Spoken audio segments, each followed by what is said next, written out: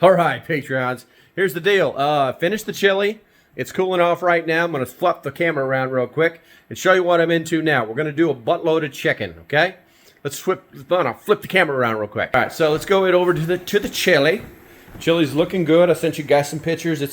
It's on like Donkey Kong. She looks good. That one, and that one. The seals are not the seal, but the ring is like loose.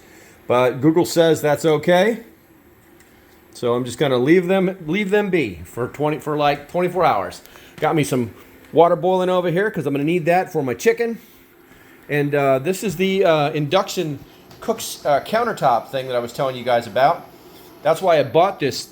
Basically paid the extra $20 or $30 for this type because it has a steel plate in the bottom of it and lets you use the induction cooker. So now I can actually, instead of fighting with that thermostat or that pressure reader on top of the cooker, I can actually like fine tune that temperature. Now the trick is going to be how long will it run. So right now I've got it going, got my just a little bit of steam in the water there, and then I'm starting my chicken. So these are I think these are pints, and so 3.3 pounds of chicken went into these pint-sized jars. So I'm kind of doing the math on that. I'm starting on the other set of chicken breasts there, and I'll do another 4. And once I've done that, then yeah, I'm gonna can some chicken, and we're gonna see how that comes out.